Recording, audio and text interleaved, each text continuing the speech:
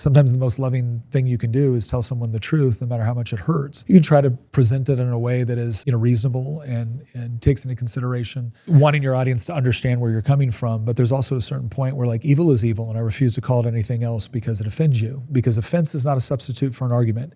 If what I have said is true, and if I've done my level best to present it in a way that is respectful, and you are still offended, your problem is with reality, not with me. And perhaps you should reassess your beliefs as opposed to insisting that I simply dispel my own or dispel with reality because you find it inconvenient. I'm not going to do that. And so one way or another, I'm going to fight the fight in front of me.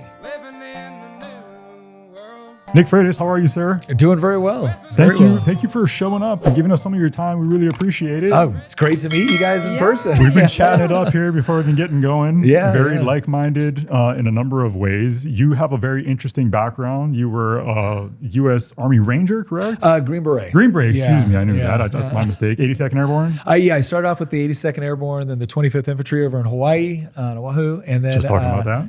Yeah, and then after 9/11, volunteered for SF and did a couple tours over in Iraq for Special Forces Group. Combat veteran, we appreciate your service. Oh, it's my pleasure. Greatly, seriously. How does somebody like you, with your background, you are currently a state delegate, is that the proper term, in the state of Virginia. How does somebody with your background get into social media? You have millions of followers. We enjoy your content greatty. It's hilarious. How does that happen? So I think so. I got elected to the House of Delegates in 2015, and at that point, I had a Facebook account and I think a Twitter account, and I didn't use it very often. And but there was this incident in 2018. So that was my second or third year in the General Assembly, and there was a pretty contentious debate going on around the Second Amendment because the Parkland shooting had just happened, and so there was this flood of legislation that was significantly restricting firearms. And I sat on the subcommittee that heard all of those bills. And my position has always been, I don't punish people who did not break the law because other people did break the law. And if your ability to exercise your right is completely dependent on somebody else abusing theirs, then you don't have rights. You have temporary privileges that the government can arbitrarily take away. And I just don't believe in that. But for weeks, we were called like the most horrible things you can imagine. And I just got tired of it. And so I got up on the House floor and I made a floor speech, and it caused some issues. It was a 7-minute kind of defense of the Second Amendment, but I said some things that irritated some of my colleagues. 3 people left the floor in tears. The entire caucus requested a 15-minute recess. And for the next 3 days, I got excoriated on the floor. I got excoriated in the press. And I remember thinking to myself, like, I don't think anything I said was that, hellacious. Yeah. So I took the speech and I'm not going to put it on Facebook, and I'll let people decide for themselves. Not exclusively on my page, but across multiple, it got about 100 million views. Wow. And that was the first time that I learned that, this is an incredibly powerful tool for me to be able to tell people exactly what I think without the filter of the press. And that's how I first saw it, was I'm going to defend my political positions by going directly to the people. And over time, it just became more of instead of just talking about politics, I talked about family and the things that, I talk about my faith. I talk about being a girl dad, raising a boy, being a husband. And people seem to kind of resonate with it and relate to it. And so, over time, we went from, I think when I first got into the General Assembly, we had about 4,000 followers. And as of today, across all of our platforms, we're at about a little over 4 million. Wow. Yeah, that's great. But I love your coffee mug rants. I always am trying to read the coffee mug. Yeah. I was trying to find a funny coffee mug to bring you, and then I'm like, he probably has them all. That's what I was thinking. Like, people just mail you coffee mugs, right? They do. In fact, I have some people send me coffee mugs. I'm like, thank you. This is very funny. I do have a family-friendly channel. Yeah. You can imagine there's some. Just put duct tape over certain things. Yeah. We have a couple that push the limits a little bit, but I think my favorite was for Valentine's Day. My wife and I, we each have a coffee mug.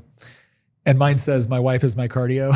Hers says, "My husband is my cardio." So that's our little edgy. That's funny. You guys are so funny together. I was telling you before we hopped on camera here. You guys very clearly have a very healthy marriage. Yeah. Beautiful to see. We kind of joke and banter in the same way. It's nice to see it in other people. You do talk a lot about family. The emphasis, it's very obvious that family is very, very important to you. Yeah. Very recently, your oldest daughter got married. Yeah. I told you I wanted to ask you about this on camera. Yeah. Because it got a little emotional. Yeah, a little bit. I mean, I thought I was going to be a tough guy, solitary tear, walking her down the aisle. And then when we did the daddy-daughter dance, I lost it like a little punk. I was like completely broke down. So it was a highly, I'd almost say volatile and highly emotional father and husband myself. You bring up family, faith, country. I'm sure all the things that you love, that we both love and have in common here. I have a tendency to become emotional. What advice do you have for me as a father with a 19-year-old daughter? Yeah. As we eventually, God willing, approach her wedding day. Yeah. To keep it together, to maintain some semblance of composure. All right. So here's what I did to mentally prepare. I'll tell you what worked and what didn't work.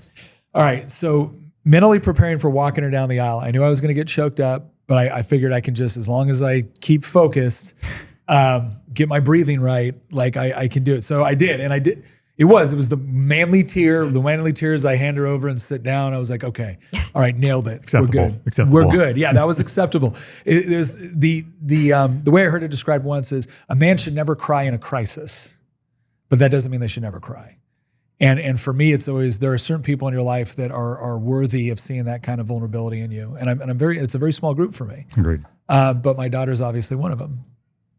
And so, speaking of, sorry, I think we're going to grab a crying baby. No problem. Here real quick, Go for it. on the topic of family. Sorry. Very professional. While she's doing that, please feel free to continue. Sure. Sorry about that, everyone. But the big thing I was preparing for is she wouldn't tell me what song she was going to do for the daddy-daughter dance. Right. And I knew it was either going to be Butterfly Kisses or Cinderella. I wasn't sure which one, but I knew. And so I sat there and I mentally prepared for myself. It was like, when she plays one of these two songs, you already know it's coming. So, show the appropriate amount of tenderness and affection, but keep your crap together, man. Like be a man. And the song starts playing and it's Butterfly Kisses. Oh, excuse me, it's Cinderella. And I kind of look at her knowingly, like I knew it was going to be one of those. And she looks at me and she goes, "Do you know why I picked this song?" Here it comes. I'm going to get choked up. Here it comes. She goes, "Do you know why I picked this song?" And I said, "No, sweetheart." And she goes, "I picked this song for every daddy-daughter dance we ever went to." Dang. You got it. She goes, "Because I knew I would pick it for this song one day." And she goes, "You did a good job, Daddy." I freaking lost it, dude. Like, it was ugly cry, my head on her shoulder. Like, and she was so proud of herself too, that little, but no, it was, so now of course my youngest daughter is like, well, I got to one up my sister, right? So I don't even know what she's planning, but but it was a special moment. And again, my daughters are absolutely worthy of seeing that kind of tenderness, but yeah. Totally agree. Yeah. On that note, your son is also graduating from basic training, correct? Infantry basic training. Does he bring about the same type of emotion out of you? Or is it different with your son? It's different. It's different with sons because, again, he's a young man. Yeah. I remember when I went down and he graduated basic training and I gave him a salute and the whole deal. And it's this sense of pride that, he's taking on his responsibility as a young man. And so there is a deep sense of pride and honor in that. And it elicits a different emotion. It's every bit as powerful, but it manifests itself differently. My son doesn't want to see me blubber and cry in front of him. He wants to see dad proud of him. Yeah. And I am very much so. And it's going to be, it's going to be very special to see him get his blue cord at infantry basic training, and then he goes right into ranger assessment. So poor guy's just getting kicked around for the last 6 months. But yeah. Yeah, there has to be a tremendous amount of pride that comes along with him wanting to follow in your footsteps.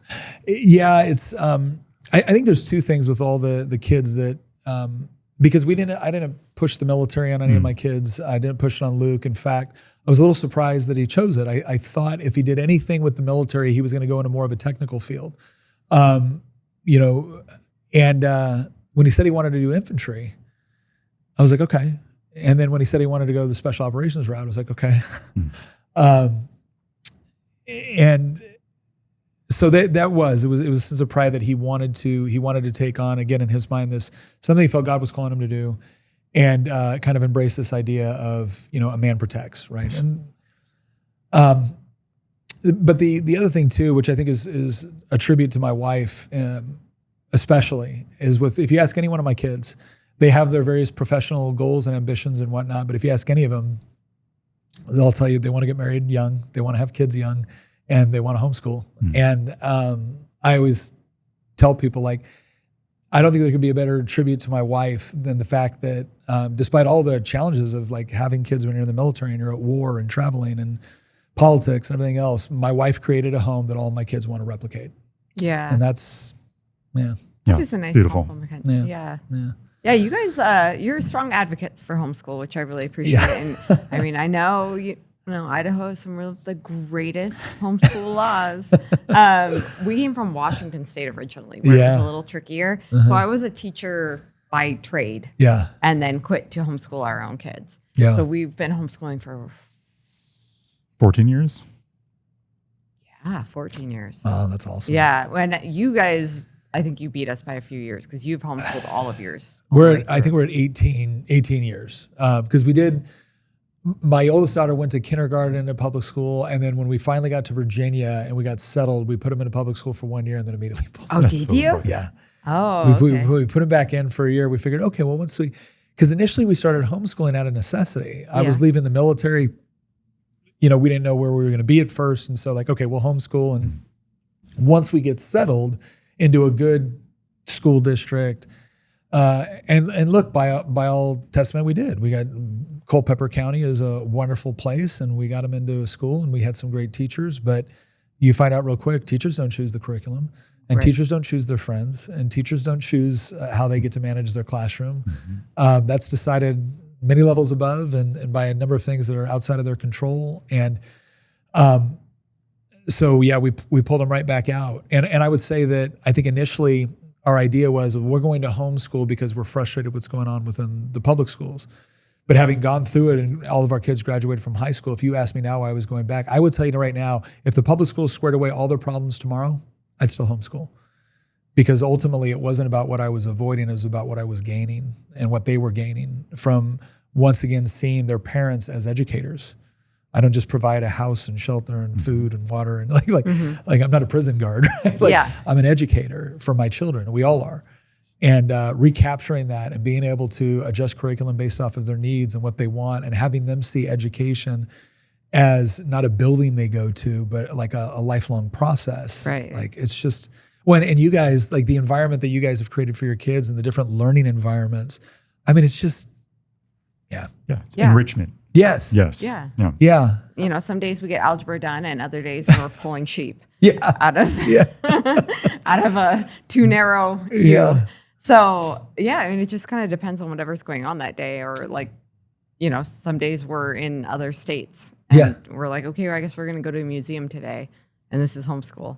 This is what, or we're at a conference listening to political speakers, and that just becomes what it is. So are you as baffled as I am by those who want to vilify the homeschooling community? I used to be. I'm not anymore. I used to be. I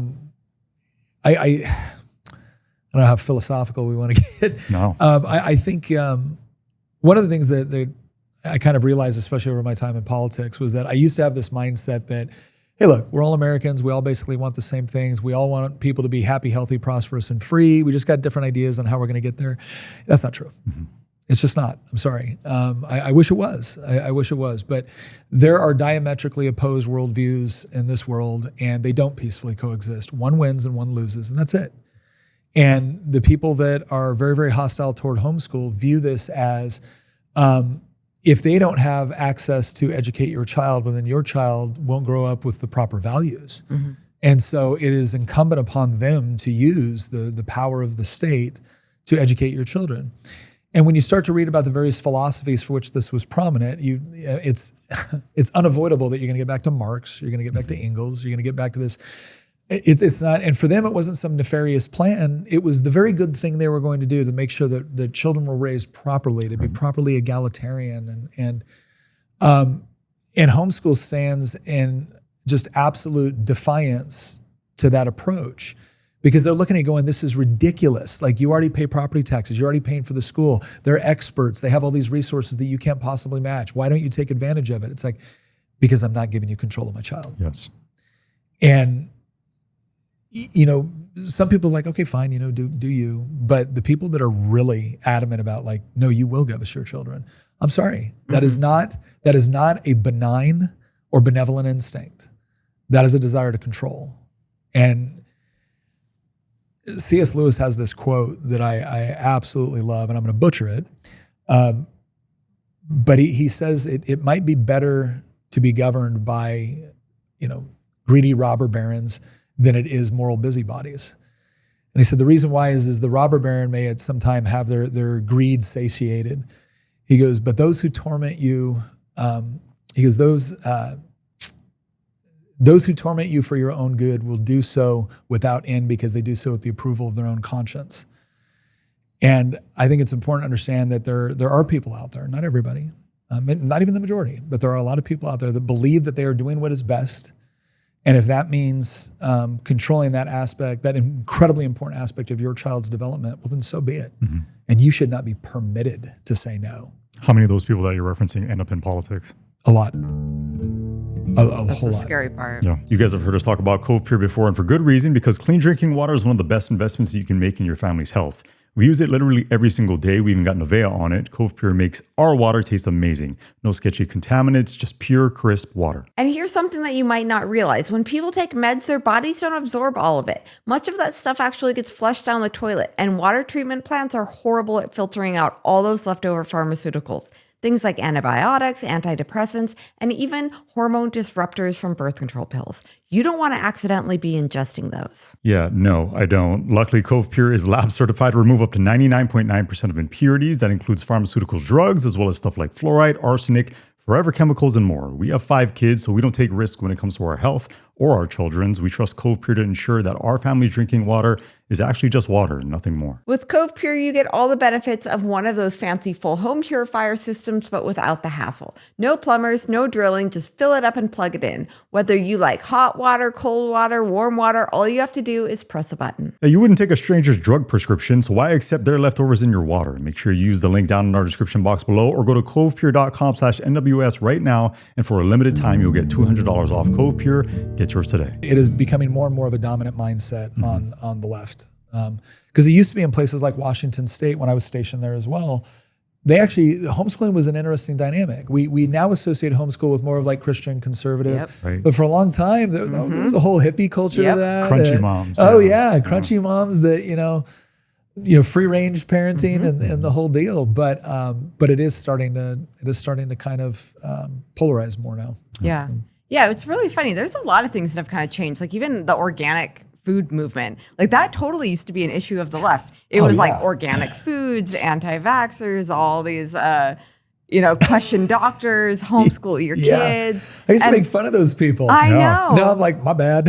I know. It was like right. It was like the weirdos that did that kind of stuff. Yeah. And then the conservative people were more like, no, you go to a good school, you get freedom to eat what you want. Like, stay out of it, Michelle Obama. We don't want apples in the Happy Meals. And now the pendulum's totally swung. Yeah. And so now I'm like, I would think that we would all be seeing eye to eye on this stuff, but no. Now it's like everyone just wants to fight no matter what. Yeah. Well, there's some things where I think it becomes more of a question of control. And so if a particular issue is useful in order to attain that control, then it's useful. And the moment it stops being useful, it stops being an issue that they care about.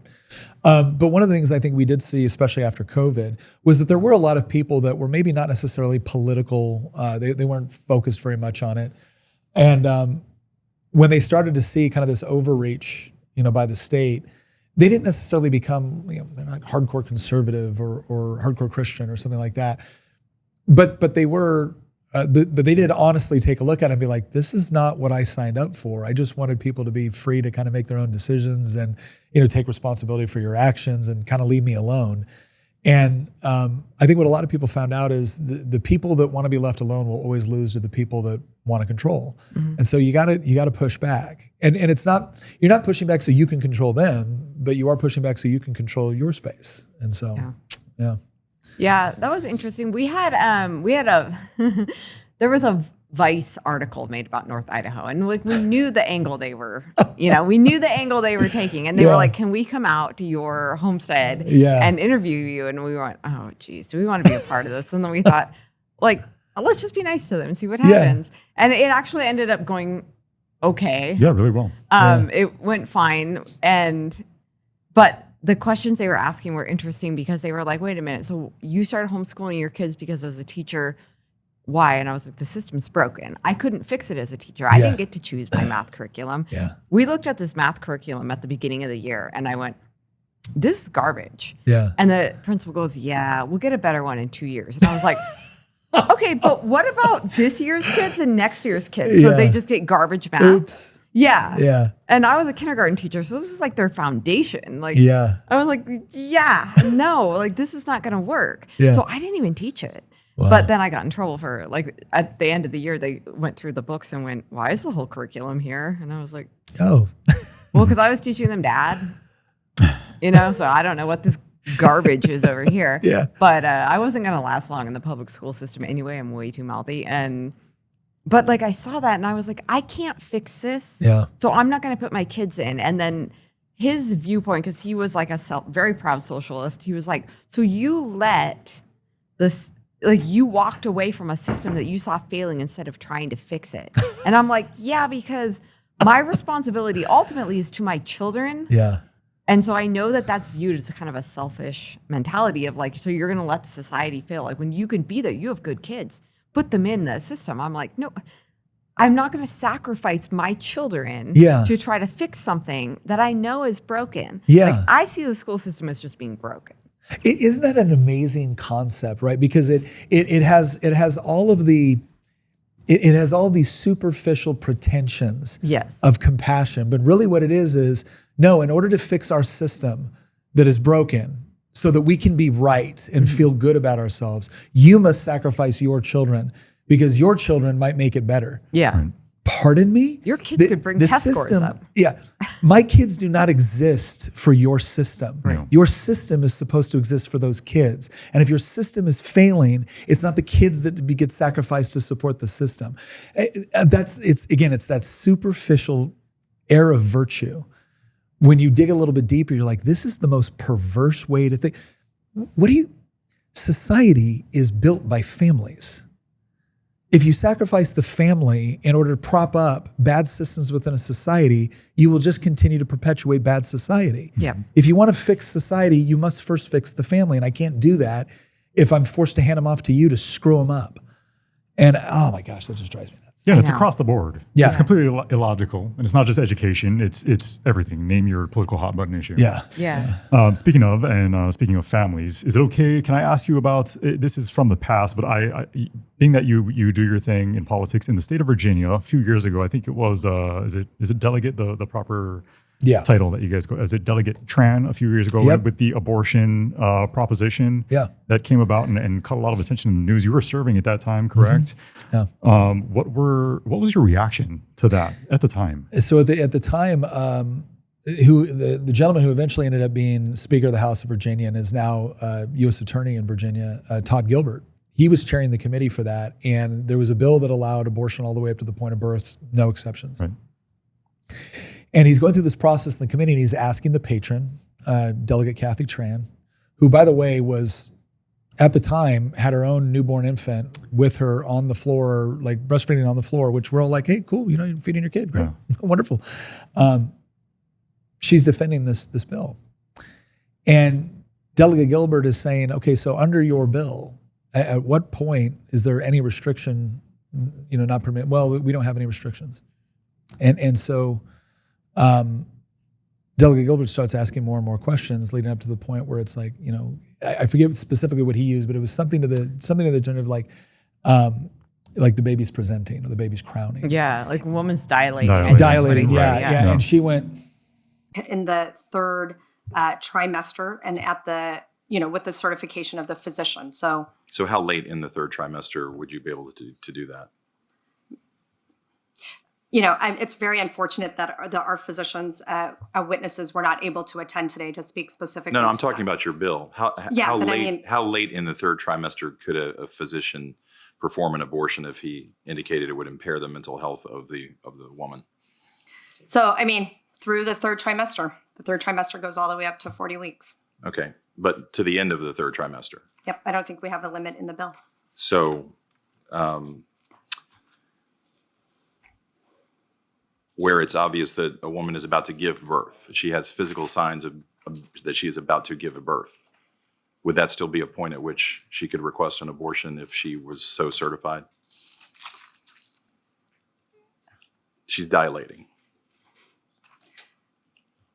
Mr. Chairman, that would be a decision that the doctor, the physician, and the woman would I understand make at that. I'm asking if your bill allows that. My bill would allow that, yes. And she went, Right. yep. And it was, and people got it. People finally got some insight to. We'd been telling them for years, like, no, they want unrestricted all the way up to the point of birth. That's ridiculous. Nobody wants that. Like, yes, they do. Nice. And then there we had it, right there. Now here's the fascinating part. At the same session where she is advocating for that bill, she had another bill to protect moth larvae. Oh, makes total sense. Wow. No. In her mind, no contradiction whatsoever, no moral contradiction whatsoever in the idea that we can literally kill a 9-pound baby moments before it's born legally, but moth larvae must be protected by law, and there must be penalties associated with its destruction. Now, for anybody that thinks, oh well, thank God we exposed that, and so now it's not a deal, they just voted to put it in the Constitution of the Commonwealth of Virginia. So 100% of them all voted for abortion all the way up to the point of birth with no real exceptions, no real restrictions whatsoever. And this is just where we're at. I remember on the whole issue of life, I remember thinking to myself, okay, we're having a good faith argument about when life begins, because I noticed they kept going back with this, it's just a clump of cells, it's just tissue, it's just this. I'm like, okay, what that suggests is that if you could be convinced that this actually is innocent human life, well, then it would be a problem, right? Because you're not saying, I think they should be able to have an abortion just because, you're saying because it's a clump of cells. And what we've been able to demonstrate repeatedly now is, no, they know it's innocent human life. It's just that's not a mitigating factor to them. And next year in the Virginia General Assembly, unless we take back the House or unless the people of Virginia reject it in a referendum, we will have a constitutional amendment in the Commonwealth of Virginia allowing for abortion up to the point of birth pretty much for any reason. That just is, I don't even understand how a civilized society can have something like that. Like, it's amazing. So the Born Alive Protection Act, that was one I was rooting for. I was not shocked like you when it didn't go. Yep. The House passed it, correct? I've carried it a couple of years, and last year and this year I actually handed it off to somebody else to carry. But 1 year it passed through the House, and then it died in the Senate. And originally they tried to kill it without a hearing. And to the credit, Senator Sassel at the time did require it to actually get a hearing, but then they killed it there. And what was especially frustrating is that I had a witness, Robin Sertle, and she had been subjected to a saline abortion. So I think there was 3 attempts to abort her through saline, which is an incredibly, the more we know too about when a fetus can feel pain, the more you realize that a saline abortion is absolutely horrific. Yeah.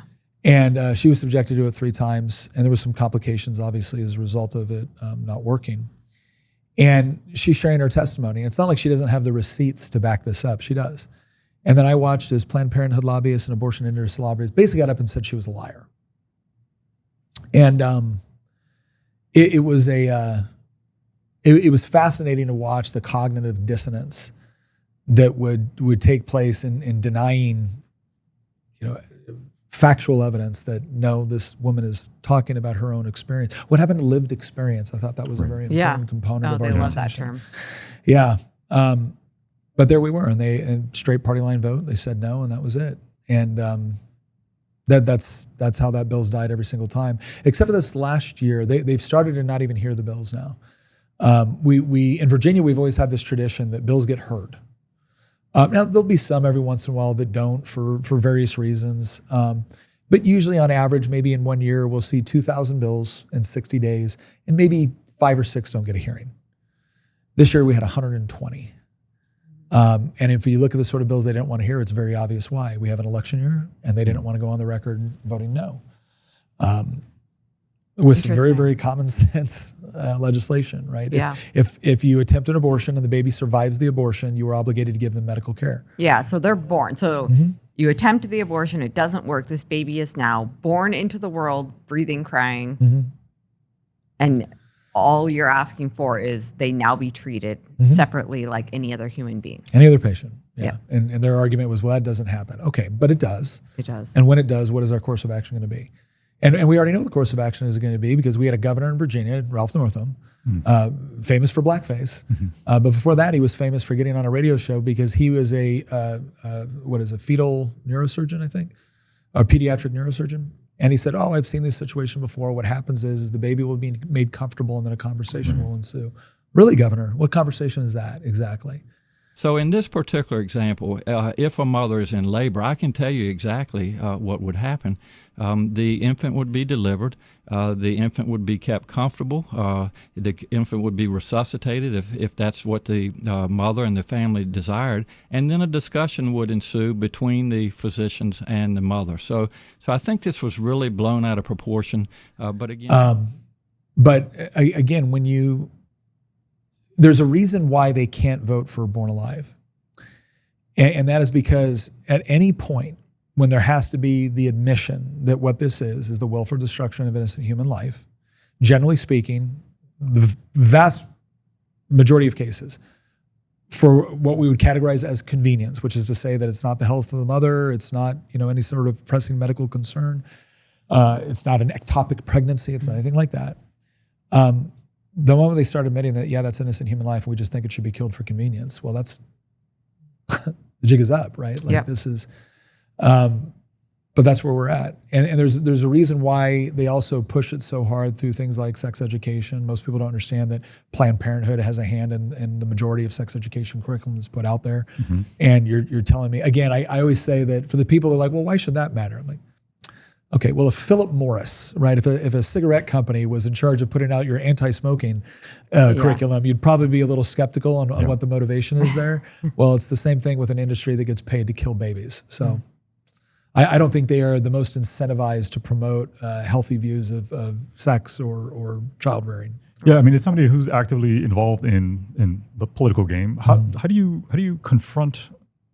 How do you deal with your colleagues in situations like that when they are standing for what I personally, this is just me expressing my own opinion, uphold and stand for just very evil acts? Yeah.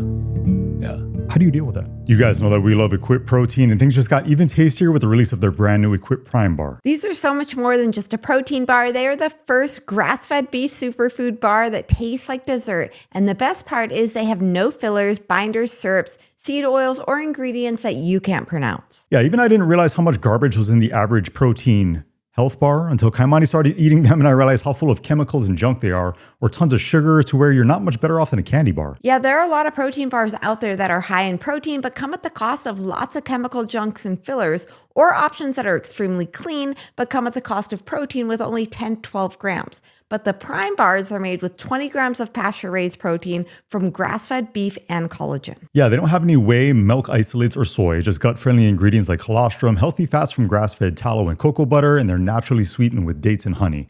Nothing else. They have the best chewy texture and doesn't stick to your teeth. You guys are going to love how clean and delicious these bars are. And in honor of the launch of Prime Bars, Equip is giving our audience an incredible offer. Just click the link down below or go to equipfoods.com/NWOS and use our code NWOS to get 20% off your first order or 35% off your first subscription. We want to thank Equip for making the best bar on the market and also for partnering with us. Sometimes better than others, or sometimes better than other times. I try to remember that, again, Christianity says that I'm supposed to speak the truth in love, and I try to do that. There's one of my favorite verses, 1 Peter 3:15 says, first sanctify Christ in your heart and always be prepared to give a response for the hope that is in you, but to do so with gentleness and respect. I will admit that I have problem with the gentleness and respect part at times. So I think part of it is trying to understand that in some cases there's ignorance, okay? In some cases there's brokenness. A lot of cases there's brokenness. And in some cases, there's just outright rebellion. Now, I will say this. I think Ray Comfort makes a really good point when he says that if you look at the way that Christ talked, that he gave grace to the broken and judgment to the proud. Mm-hmm. And so there are times where I think it's sometimes the most loving thing you can do is tell someone the truth, no matter how much it hurts. And you can try to present it in a way that is reasonable and takes into consideration wanting your audience to understand where you're coming from. But there's also a certain point where like evil is evil, and I refuse to call it anything else because it offends you, because offense is not a substitute for an argument. If what I have said is true, and if I've done my level best to present it in a way that is respectful, and you are still offended, your problem is with reality, not with me. And perhaps you should reassess your beliefs as opposed to insisting that I simply dispel my own or dispel with reality because you find it inconvenient. I'm not going to do that. And I used to get asked why I would debate on the floor because like, you're not changing anybody's mind. I'm like, I'm not changing anybody's mind in this room. I said, but I said, you're just going to sit here and make a speech. So yeah, you're right. You don't change anybody's mind. I'm going to take it. I'm going to put it out on social media. I'm going to let people see what's actually going on around here. Mm-hmm. And if I can't change their mind, I'll be happy to try to change their constituents' mind. Yeah. And so one way or another, I'm going to fight the fight in front of me. And so, yeah. God bless you for it. Yeah. Yeah. I think even though you use humor a lot, like in the short stuff, like you definitely are changing hearts and minds because you're making really quick points and you're using humor to do it. And then people are going to be more prone to listen, especially the younger generation. Yeah. Like it just is what it is. Yeah. So are your kids jealous that you have just way more subscribers than them? It was funny. I remember when TikTok first came out and my oldest daughter was like, hey, Dad, you need a TikTok account. I'm like, what's the TikTok? Yeah. And so now every once in a while I'll tease her like, well, your influencer dad says, yeah. Or something will happen. They're really good sports about it. They tease me about it. But it's, I wouldn't say they're jealous because they're not especially, they do a little bit of social media. They have their accounts. They're almost all adults now anyway, but it's not like a main focus of their life or anything like that. Good for them. Yeah. And when they do it, like my oldest daughter loves the theater. My youngest daughter loves to sing. Luke's in the military. He doesn't get to do much social media these days. Yeah. But, so there's various things where they'll do it or they'll do something artistic or whatnot. And I'll be like, if you do this or tweak this, and they'll listen. You should hashtag. Yeah. That's funny. Yeah. I know. It's kind of funny because like that's what we do as well as social media. And so we have these teenagers now. And like I think some of the stuff we do just embarrasses them where it didn't when we were young because we got goofy and they're like, oh my gosh, please don't post that. Like you guys, like our friends are going to see that. But now our daughter's getting into social media too. So now she's kind of seeing the way that it goes, but we'll like race for subs. Like we're trying to beat her to 100,000 on the podcast, but her channel's like almost there. We're like, we're gonna beat you. Like, that's pretty good. Yeah. What sort of content does she do? She has two things. She does like kind of coming of age vlogs. Yeah. Which is more just humorous. And she did like getting her driver's license and becoming an adult and moving into her own apartment. Yeah. Just really cute. Really fun. Yeah, really fun. She's really good at it. Something actually. that you would like want your young daughter to watch. But now she started a political reacts channel called Right Side Up with Nevaeh Souza. And that's where when she started that I went, like what are we doing here? Wow, that's the React is that's a really intriguing model. We do a little bit of it. But I like your React. It's good. I mean, again, when somebody's good at it, Brett Cooper is a perfect example. Like, man, it's a lot of fun to watch. Yes. Yeah, that's great. Yeah, she's unapologetic about it, but it's funny because now she's an ambassador for Turning Point. Oh, wow, yeah. So she's got a couple different offers with different organizations. That's great. It's pretty cool. I'm like, wow, this is... I'll tell you what, conservative girl online, she'll get married up quick. That's it. I know. Like they were just in Florida at a conference and the boys are just like following her around. That's why I'm asking for advice. Right, exactly. So never move the body. Funny enough, my dad's a homicide detective. And we were joking about something once. He goes, just never move the body. Yeah. I'm like, what? He goes, yeah, that's how we get you. I'm like, okay, good advice. You got to get him to show up to the place that you want to kill him. Right. Yeah. Okay. That's good advice. Yeah. So I was in law enforcement prior to us doing all this. That's part of the reason I was asking you about how it is you managed to work your way into social media, because it's just been it's been a very interesting transition. Different worlds for me, as I'm sure it has been for you. Well, but again, and I think an important part of that too is that I especially see this with, I should just say with young men, but there's this kind of revolt going on with young men right now where they're pushing back against kind of the most toxic forms of like feminist culture that has basically just been berating them nonstop for 15 to 20 years. And there's various voices out there that are trying to give men direction, and some of it's very good and some of it's very bad. But one of the things that I think is so important about this is having a background in a place like law enforcement gives you a position of authority to speak to young men that simply having good arguments doesn't provide. Yes. Because they're not just, I mean, they want to be intellectually strong, and they should be, but they also want to be physically strong. Yep. And so the more men that we have that have that kind of background that can speak with that kind of authority on the judicious use of violence when appropriate, that's important, and they're looking for it. And so I think it's very important that, you know, even though it feels awkward to move from one field into another, they're looking for it. Yeah, you do a great job with that. Absolutely fantastic. Like I said, huge fan of what you put out there. To piggyback off of that subject, you've referenced the concept of dangerous dads in the past. Can you speak to that and what you mean by that? Did you know that all chips and fries used to be cooked in tallow up until the 1900s when big corporations switched to cheap processed seed oils? Yeah, today's seed oils actually make up 20% of the average American's daily calories, and recent studies have linked seed oils to metabolic health issues and inflammation in the body. So Masa decided that they were going to do something about it. Yeah, they created a tasty and delicious tortilla chip with just 3 ingredients and no seed oils, organic nixtamalized corn, sea salt, and 100% grass-fed beef tallow. These chips not only avoid all the bad stuff, they taste incredible too. Yeah, Masa is crunchier, tastier, and sturdier than other chips and won't break in the guac. Snacking on Masa chips is nothing like eating regular chips. With Masa, you feel satisfied, light, and energetic with no bloat, no crash, or gross, sluggish feeling afterwards. An added bonus is that beef tallow makes the chips more satisfying, so you won't find yourself uncontrollably binging and still feeling hungry afterwards.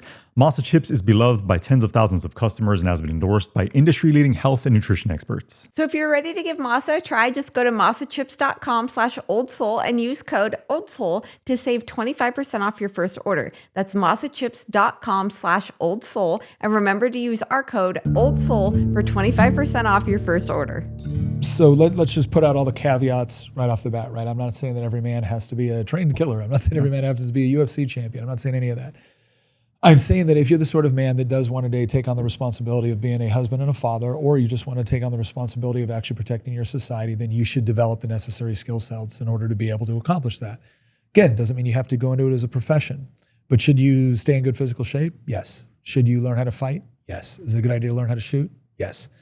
All of these things will give you a degree of confidence. Plus, women find it hot. That's like bonus. If anybody says women find it hot, right? Like, so I was speaking at a live action conference actually in Southern California, and I was talking about young men, and I said, guys, I have a lot of young men that come up to me like, Mr. Freitas, I'm really trying to find a good, Christian, wife, and I'm a nice guy, and I go to church. I'm like, okay, and.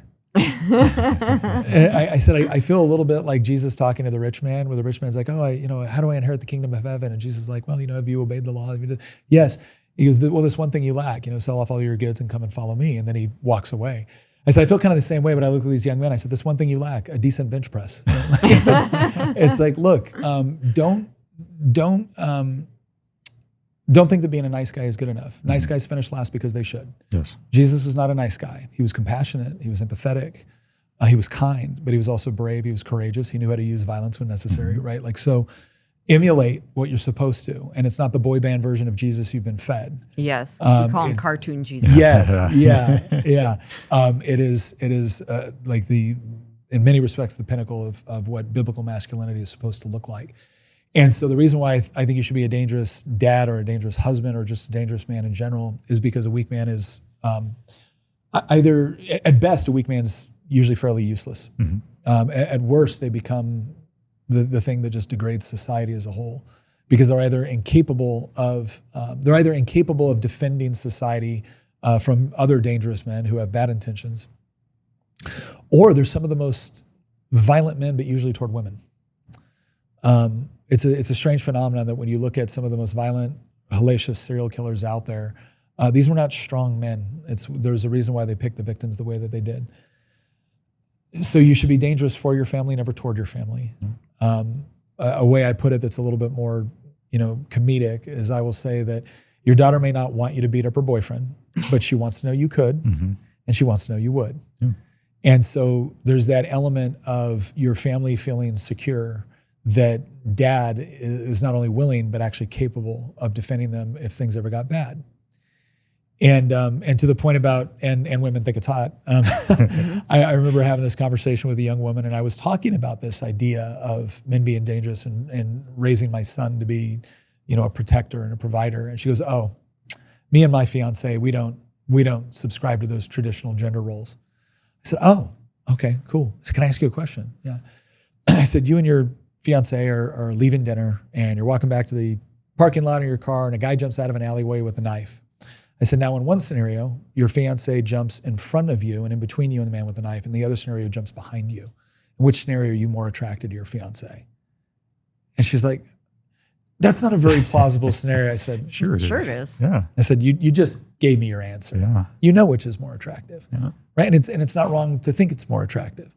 But yet we've all been fed this narrative that, well, no, men are supposed to be weak and docile and in touch with their emotions, and it's like, and cry, and like, should a man be emotionally mature? Yes. Should a man know when it's appropriate to, show that emotion or tenderness? Absolutely. I don't know. I've never met a single woman that is impressed by a man that is constantly crying or overcome by emotion. No. Not one. So let's teach men to be what they're supposed to be. Intellectually, intellectual prowess, emotional maturity, physically strong, and capable of knowing how to use judicious force when necessary. Again, never toward your family, but always on behalf of them. So that's what I mean to be a dangerous dad. Yeah. Completely agree with you. Yeah. Needless You're to say. such a crier. Yeah. I can be. He only cries when it comes to sometimes. the family. Yeah, I'm the same way. Yeah. I can also be the protector. Oh, Yeah. for sure. And the mean, gruff guy when need be. Yeah. For sure. Yeah. Like he's Yeah. done stuff in public where I'm like, ooh. But I mean, there was like a scenario where we were walking in the park and this guy who he was familiar with because he worked that area was like, was it your beat at the time? Yeah. You were just familiar with the guy, and he was Yeah. like a drug addict, probably had TB, and like all kinds of stuff was like coming towards our child Yeah. with his hand out, like, "Oh, look at this little boy," and he just lost it on this guy, and the people around were like, "Oh, that's so harsh, this poor homeless man. You just berated him and were physically like He was shoved a him." sex offender. Yeah. Yeah. So, Yeah. yeah. And he recognized him and Yep. was just jumped right on him, but like everyone looking in was like, "Oh, this poor man." And it was just, I mean, you don't hesitate ever, which I appreciate because I know that I'm safe when I'm with him, or at least he's going to try. And I can't imagine like having to feel like I can't imagine it being other ways. But women think they want that, but then ultimately they don't. Like I've been watching even reels of like really, really liberal women going, "Okay, I've been trying these soy boys out, and I realize I don't want one of Why those." am I only attracted to conservative men? Yeah. Because they're the men. Yeah, It's- exactly. But no, there's. I think that this is another thing about masculinity. I think masculinity, properly understood and applied, creates the environment where femininity can flourish. Yes. And like I can't imagine what I would think myself, what I would think of myself as a man if my wife didn't feel safe around me. And so now I will say this: what men also need to understand is your wife feeling safe around you. There's a physical component to that, but there's also an emotional component to that as well. And so it is about keeping things in check. One of the things I kind of explained to my wife, especially like coming home from combat operations and things like that, was, men, part of the reason why sometimes I think men appear emotionally out of touch is because, especially when you're in a profession where you are having to regularly engage in acts of violence, or you're having to immediately assess situations. And I actually think it's harder for police than it is for military, in part because in the law enforcement world, you find yourself in far more situations where it could be violent or it could not be. Right. Especially domestic violence issues are some of the worst, from what I understand. Very my dangerous. father's told me. Yeah. Whereas in the military, typically, if I'm showing up to your house, right, it's going to be a bad day for you, and that's just the way this works, and I don't got to worry about that pesky Fourth Amendment, right? It's so I think that both the hypervigilance and the compartmentalization can be difficult, and I think there's times where our wives want us to be open with them, but there are some burdens we're supposed to carry for you, not with you. That doesn't mean we can't share anything, but there's an incredible amount of discipline that takes. It's another reason why I think men should learn how to fight and whatnot, is because there's a discipline aspect to it that goes beyond even the physical component. It's about being able to control one's emotions in dangerous situations so that you're able to react in the way that you should, and that you're also able to, again, be judicious in the way you assess and the way you apply violence if necessary. But it takes a lot, and it can be a burden. It can be a lot to bear that. And I know at the times where my wife has recognized that, where it's not me trying to be distant, it's not me I am carrying something for you. And all it takes out of her is to be like, you make me feel safe. Or when she'll say, I really appreciate that, I really appreciate the sacrifices you make for us. Yeah, I'm good for a year, man. One compliment from my wife like that, it's like, okay, I'm good for another year. We're good. That's beautiful. Yeah. I love it. Yeah, I saw this thing where it was like women want to feel like connection and love, and men want to feel appreciated. Yeah.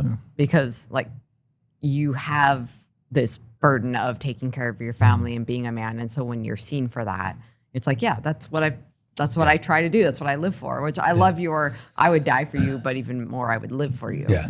Like I think that's such a great. It's awesome. Yeah, I think it's kind of easy to say you die for something because it seems so final and unlikely to happen. Yeah. What I find interesting is the people that actually apply the discipline to live for someone are far more likely to be the sort of person that would die for you in a situation which required it.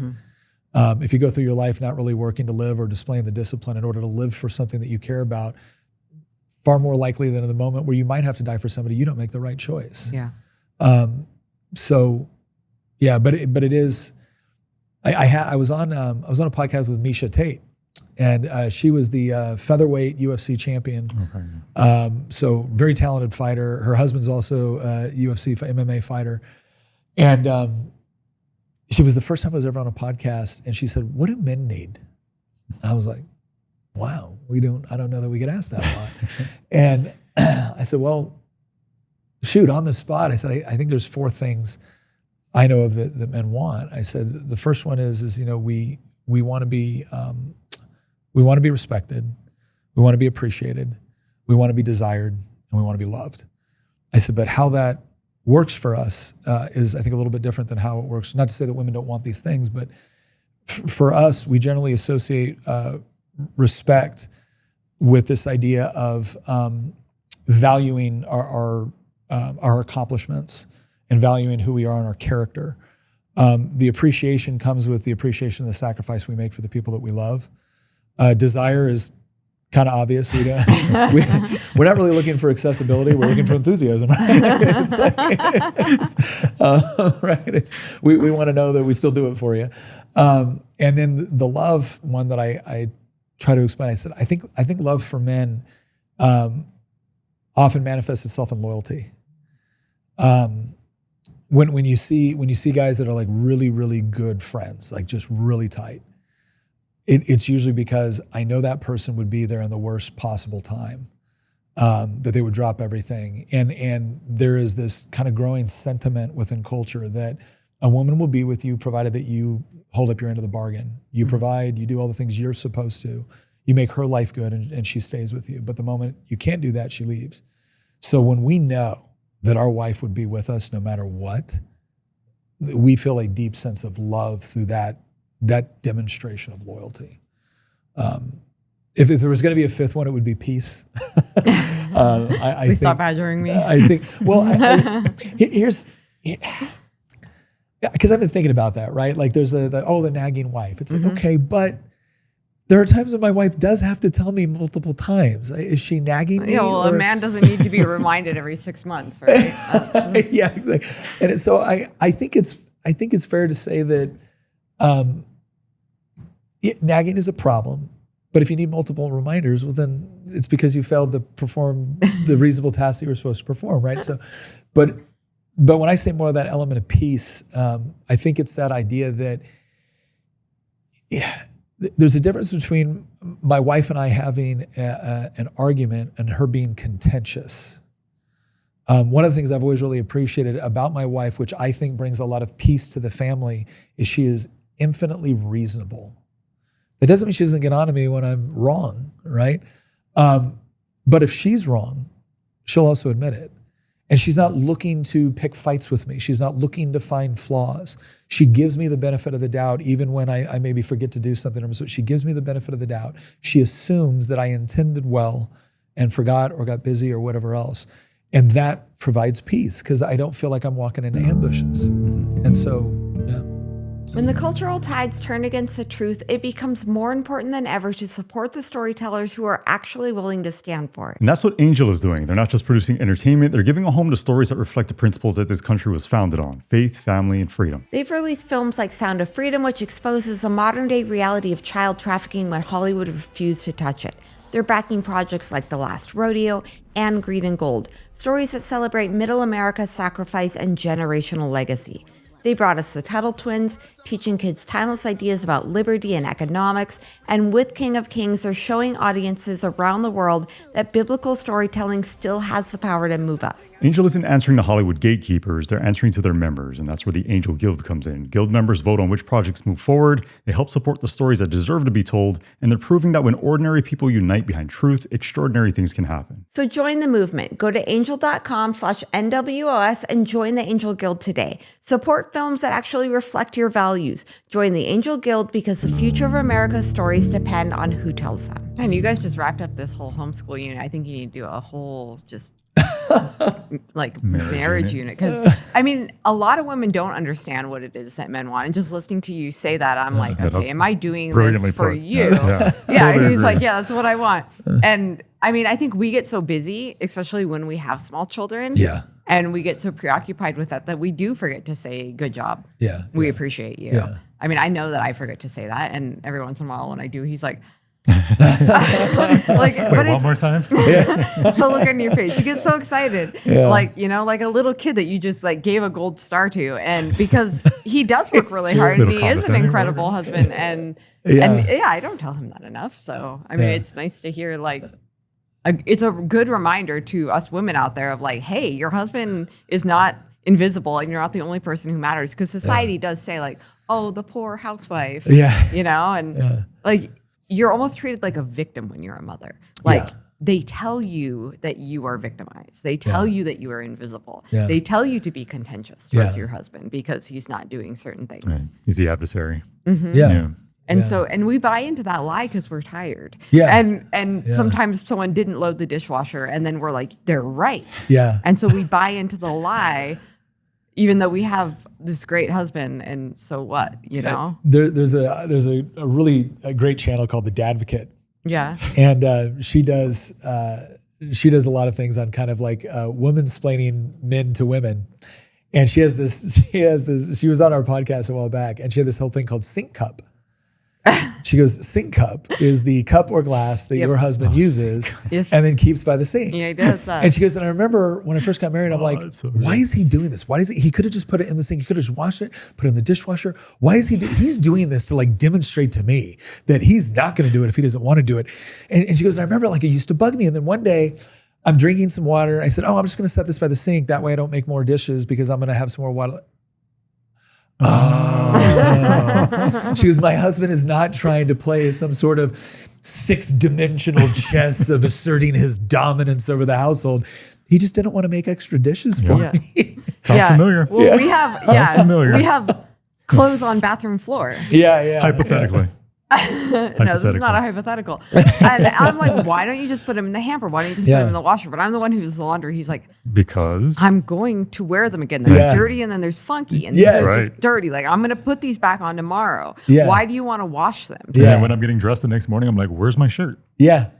What happened? That went in the reuse pile. I think it's always, where'd my cup go? Sink cup always goes into the dishwasher. Yeah. Because I can't tell if it's sink cup or if it's one of the 18 cups that my kids got out. Because for some reason, they will only use the cup once. Yes. They believe that it should be counter cup, but then they get a new cup anyway. Yeah. So then I'm like, okay, I don't know if this is sink cup or what this mess is. So it's chaos at our house right now. Can we start winding this down on a lighter note? Can I ask you about your time and experience in Hawaii? I'm a proud person from Hawaii, so I'm just curious. We loved it. Yeah. My wife reminds me that I owe her another year and a half in Hawaii. So we were supposed to be stationed in Hawaii for 3 years. Yeah. So what happened? I was in the 82nd Airborne, and I was going to get out. This was in 2000, early 2001. I was going to get out. I was mad because I had volunteered to go to Kosovo, and they wouldn't send me. And I was like, I don't like the peacetime army. And so, all right, she was like, well, babe, let's re-enlist one more time. You know, we really haven't prepared to get out of the military. We need to save some money. I said, okay, that's fair enough.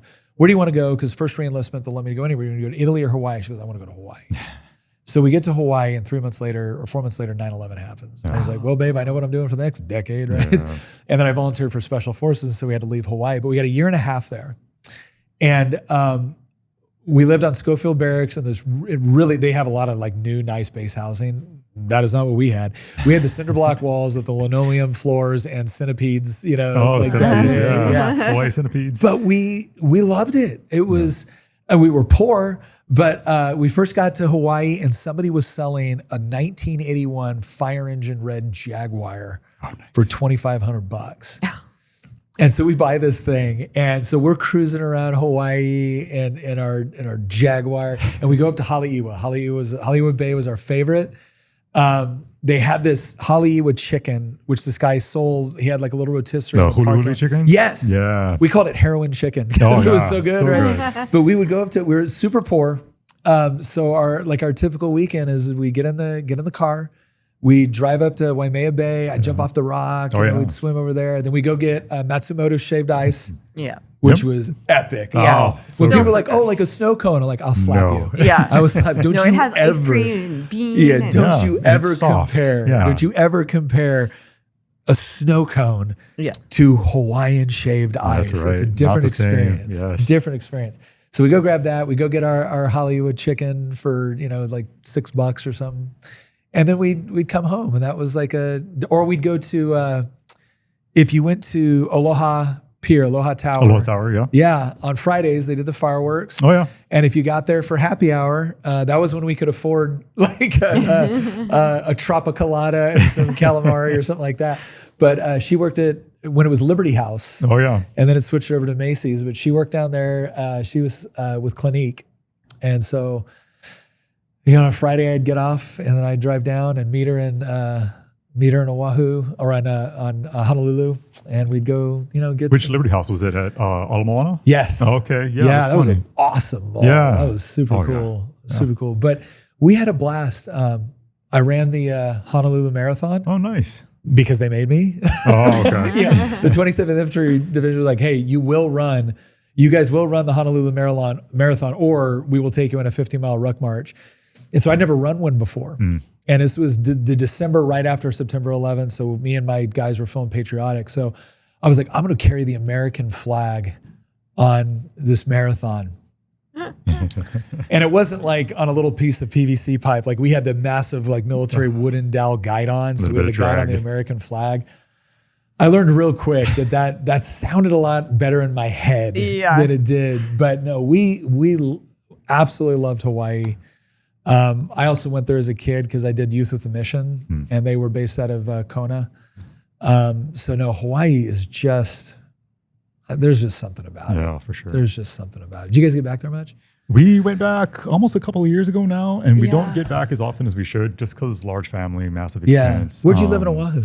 I lived in Waipio Gentry, like Pearl City area, Palisades. I lived there for a while. I had family in Mililani, so very close to Schofield, very familiar. And then Aina on the east end of the island out toward Hawaii Kai and all that is where I went like to high school and everything. So born and raised, but I was like here and I like, talking enough about Hawaii. We hadn't been back for 13 years. So, So 2 of our kids had never gone, and then our son, who's 15 now, hadn't been since he was 18 months old. So we brought them back, I guess, it was about 18 months ago. And then we were supposed to be going in October, but now I might be going on a book tour. So I'm like, about that trip to Hawaii. A book tour in Honolulu. Yeah, I know. We were like, is there anyone to do any podcasts with there? Yeah. Well, since my daughter was born in Hawaii, my oldest was born at Tripler, we wanted her to have a Hawaiian name. So her middle name's Kulani. Oh, beautiful. And then her first name's Liliana. So Liliana Kulani. So a lot of people in Hawaii are like, like the queen. Yeah, that's so cool. Oh, yeah, very close. Yeah, it's very close to Lilio Kulani. But she's, so, but it was okay. Really quick, funny story. My grandfather was in World War II. Like went off to World War II at 16, joined the Navy, fought in the Pacific Theater. Wow. Only place he ever got wounded was on shore leave in Hawaii. Because a couple of Hawaiians rolled him up and stabbed him. Oh my gosh. So when Lily was born in Hawaii, my grandfather was like, is she going to become a citizen? I'm like, Grandpa, you need to let this go. Never. But yeah, so he used to always tease Lily that like, okay, well, when you become an American, that's too funny.